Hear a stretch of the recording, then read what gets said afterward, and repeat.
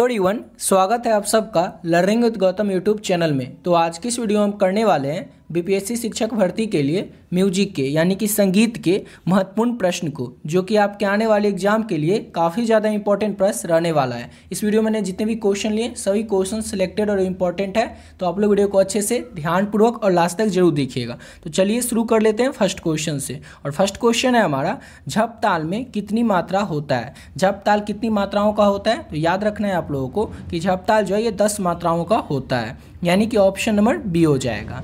Next question है, शूल ताल कितनी मात्राओं का होता है। तो शूल ताल जो होता है वो होता है 10 मात्राओं का। याद रखना है झप ताल भी होता है 10 मात्राओं का और शूल ताल भी होता है 10 मात्रा का ही, यानी कि ऑप्शन नंबर इसका सी हो जाएगा। अगला प्रश्न है हमारा कि रूपक ताल में किस किस मात्रा पर तालियां होती है। किस ताल में यहाँ पर क्वेश्चन पूछ रहा है, रूपक ताल में किस मात्रा पर जो है ताली होती है। तो पहली, चौथी एवं छठी मात्रा पर जो है रूपक ताल में जो है तालियां होती है। सिंपल सा क्वेश्चन था, रूपक ताल में किस मात्रा पर तालियां होती हैं, तो पहली, चौथी और छठी मात्रा पर। ऑप्शन नंबर बी हो जाएगा। अगला प्रश्न है हमारा, एक ताल में कितने विभाग होते हैं। एक ताल में विभागों की संख्या कितनी होती है, तो याद रखिएगा एक ताल में विभागों की जो संख्या है वो 6 होती है, यानी कि ऑप्शन नंबर इसका सी हो जाएगा। अगला क्वेश्चन है हमारा, त्रिताल में कितने विभाग होते हैं। त्रिताल में कितने विभाग होते हैं, तो त्रिताल में 4 विभाग होते हैं। त्रिताल में कितने विभाग होते हैं, तो 4 विभाग। ऑप्शन नंबर सी हो जाएगा। नेक्स्ट क्वेश्चन है, चौताल के कितने विभाग होते हैं। किसके, तो चौताल के कितने विभाग होते हैं, तो चौताल के 6 विभाग होते हैं। ऑप्शन नंबर इसका सी हो जाएगा। चौताल के कितने विभाग होते हैं, तो याद रखिएगा चौताल के 6 विभाग होते हैं। ऑप्शन नंबर सी हो जाएगा। अगला प्रश्न है, झप ताल के कितने विभाग होते हैं। ऊपर देखे थे झप ताल की मात्रा, तो झप ताल की मात्रा कितना आपको बताए थे, 10। अब यहाँ पर प्रश्न है हमारा, झप ताल में विभागों की संख्या। झप ताल में कितने विभाग होते हैं, तो झप ताल में जो है 4 विभाग होते हैं, यानी कि ऑप्शन क्या हो जाएगा, तो सी हो जाएगा। अगला प्रश्न है, धमार ताल में कितने विभाग होते हैं। धमार ताल में विभाग कितने होते हैं, तो 4 होते हैं। याद रखना है धमार ताल में विभागों की जो संख्या है वो है 4। ऑप्शन नंबर बी हो जाएगा।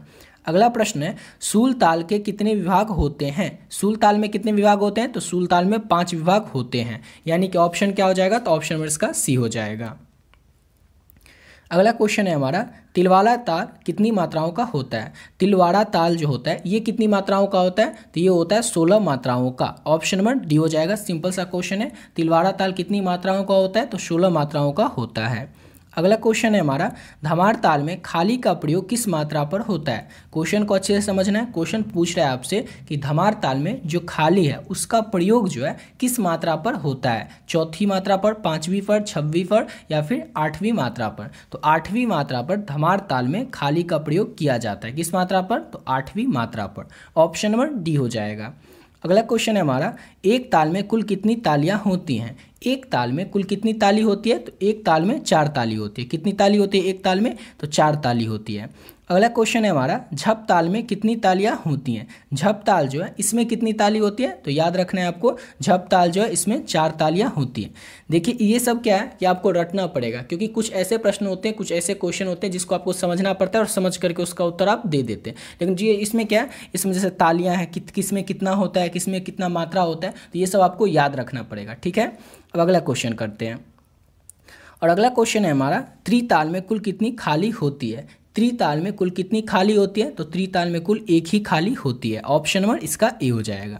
और देखिए अगर आप लोग इस सब का नोट्स लेना चाहते हैं, बीपीएससी शिक्षक भर्ती के लिए नोट्स लेना चाहते हैं, तो इसका नोट्स भी आप लोग ले सकते हैं। नोट्स जो है आपको पीडीएफ के रूप में मिलेगा, और किस तरह से मिलेगा, इसमें क्या रहेगा वो आपको बता देते हैं। ऑलरेडी कई सारे बच्चे जो इसका नोट्स ले चुके हैं ऑलरेडी, आप लोग अभी तक नहीं लिए तो आप लोग भी ले सकते हैं। इसमें टोटल आपको 4 पीडीएफ मिलेगा। ठीक है, लेकिन इस 4 पीडीएफ में ही आपका पूरा सिलेबस कवर हो जाएगा।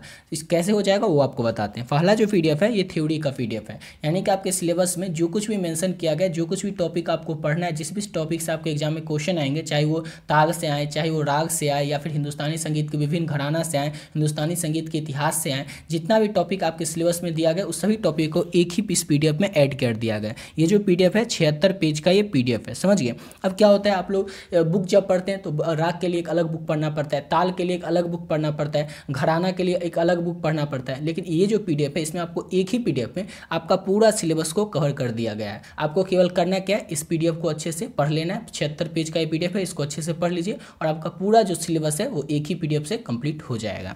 उसके बाद आपको क्या मिलेगा, सेकंड जो है इसमें आपको मिलेगा म्यूजिक का इंपॉर्टेंट ऑब्जेक्टिव क्वेश्चन, 1000 प्रश्न इसमें रहेगा। अब देखिए कई बार क्या होता है कि आप लोग ऑब्जेक्टिव क्वेश्चन कहीं से पढ़ते तो हैं, लेकिन आपको पता ये नहीं होता है कि आपके एग्जाम के लिए इंपॉर्टेंट है भी या नहीं भी है। लेकिन ऐसा इसमें क्या रहेगा, इंपॉर्टेंट ऑब्जेक्टिव क्वेश्चन को ही ऐड किया गया। और एक और चीज़ इसकी खास बात क्या है कि जैसे यहाँ पर आप कोई टॉपिक पढ़े, जैसे यहाँ पर आप राग के बारे में पढ़े या पाश्चात्य संगीत के बारे में पढ़े, और उसका जो ऑब्जेक्टिव क्वेश्चन है यहाँ पर आपको देखने को मिल जाएगा। यानी कि आपका थ्योरी और ऑब्जेक्टिव दोनों साथ साथ कंप्लीट हो जाएगा। ठीक है।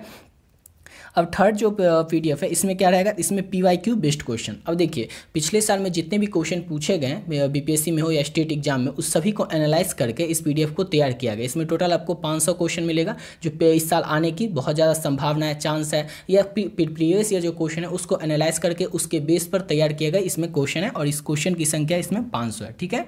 अब नेक्स्ट की बात करें, इसमें वाद्य यंत्र और उनके वादक से संबंधित 112 प्रश्न।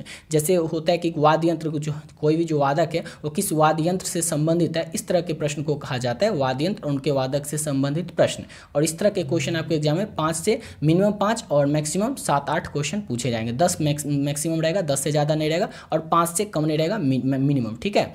तो ये प्रश्न जो है ये जो 5 से 10 प्रश्न जो भी आपका पूछा जाए वो यहीं से आपका कंप्लीट हो जाएगा। इसमें 112 प्रश्न है, इसको कर लीजिए और आपका यहीं से 5 से 7 नंबर कंप्लीट हो जाएगा। और इस चारों पीडीएफ को अगर अच्छे तरीके से कर लेते हैं, इसमें टोटल आपको क्वेश्चन की संख्या देख लीजिए 1500 और ये हो गया 112, यानी कि 1600 से भी ज़्यादा क्वेश्चन है। इस 1600 क्वेश्चन को कर लीजिए और इस थ्योरी को कर लीजिए, आपका एक भी प्रश्न छूटने वाला नहीं है। क्योंकि आप खुद सोचिए आपके एग्जाम में जो क्वेश्चन आएगा वो कहाँ से आएगा, जो सिलेबस दिया हुआ है वहीं से आएगा। और यहाँ पर क्या है, आपको पूरा सिलेबस कंप्लीट करवा रहे हैं, इसके बाद से आपको कुछ भी क्वेश्चन खास देखने को नहीं मिलेगा। आपके जो 80 क्वेश्चन आएंगे उसका 50 to 60% क्वेश्चन आपको यहीं से देखने को मिल जाएगा। ठीक है।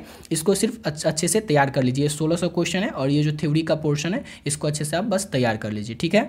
और इसको अब लेना किस तरह से, तो ये देखिए ओनली आपको 40 रुपीज़ यानी कि 40 रुपये इस नंबर पे पे करना है। ये नंबर है 7903820891। इस नंबर पे आप लोग फोनपे, गूगल पे, पेटीएम किसी भी माध्यम से ओनली 40 रुपये पे करके उसके बाद आपको क्या करना है, इसी नंबर के व्हाट्सएप पर आपको स्क्रीनशॉट भेज देना। ठीक है। यानी कि इसी नंबर पर आपको 40 रुपये भी पे करना है और इसी नंबर से व्हाट्सएप भी है, उसी नंबर पर आपको क्या करना है, व्हाट्सएप पे ये पे कीजिएगा, उसका स्क्रीनशॉट भेज दीजिएगा और एक मैसेज कर दीजिएगा बीपीएससी नोट्स या फिर पीडीएफ। ठीक है। आपको तुरंत जो है वो पीडीएफ चारों मिल जाएगा और उसको और व्हाट्सएप पे ही मिल जाएगा, और उसको अच्छे से आप लोग तैयार कर लीजिएगा सभी क्वेश्चन को। और इतना अगर आप लोग कर लेते हैं तो इसके अलावा आपको कुछ भी खास करने की जरूरत नहीं है। ठीक है। और इसको पढ़ करके आप लोग बहुत ही कम समय में और बहुत ही बढ़िया तरीके से अपने एग्जाम की प्रिपरेशन कर सकते हैं। ठीक है। अब आते हैं अपने क्वेश्चन पे।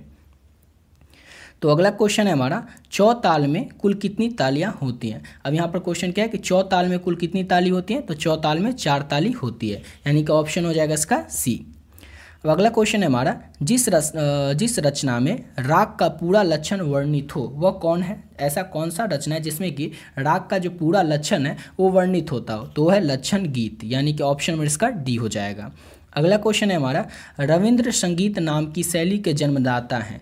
रविंद्र संगीत नाम की जो शैली है इसके जन्मदाता कौन थे। गुरुदेव रविंद्रनाथ ठाकुर थे, पंडित रविशंकर थे, या फिर रविंद्र पटनायक थे, या फिर पंडित दिनकर मिश्र थे। तो देखिए रविंद्र संगीत नामक शैली के जो जन्मदाता हैं वो थे गुरुदेव रविंद्रनाथ ठाकुर, यानी कि ऑप्शन में इसका ए हो जाएगा। इंपॉर्टेंट क्वेश्चन है, अच्छे से याद रखिएगा।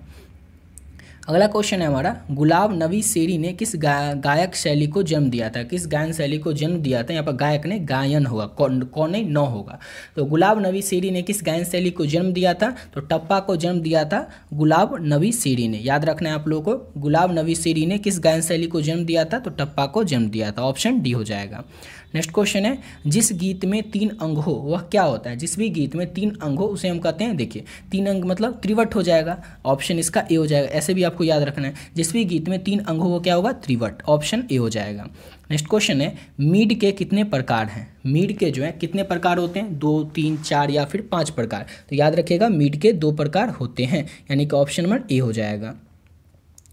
अगला क्वेश्चन है, सारे गामा आदि का संक्षिप्त रूप क्या होता है। सारे गामा जो है इसका संक्षिप्त रूप क्या होता है, तो सरगम होता है, यानी कि ऑप्शन में इसका सी हो जाएगा। नेक्स्ट क्वेश्चन है, जमजमा या खटका किसके द्वारा दर्शाया जाता है।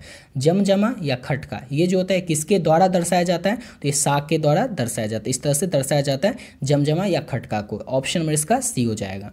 अगला क्वेश्चन करते हैं और नेक्स्ट क्वेश्चन है, गीत से जुड़ा हुआ सरगम है। ये 4 ऑप्शन में सबको बताना है कि कौन जो है वो गीत से जुड़ा हुआ सरगम है, ठाठ, तिहाई, गत या फिर झाला। तो देखिए गत जो है ये गीत से जुड़ा हुआ ही सरगम है, यानी कि ऑप्शन नंबर सी हो जाएगा। अगला क्वेश्चन है, किसी टुकड़े को 3 बार बजाकर सम पर आना क्या होता है? किसी भी टुकड़े को 3 बार बजाकर सम पर आना वो क्या होता है? तो तिहाई होता है, यानी कि ऑप्शन नंबर इसका डी हो जाएगा। किसी भी टुकड़े को 3 बार बजाकर सम पर आना जो है ये तिहाई होता है।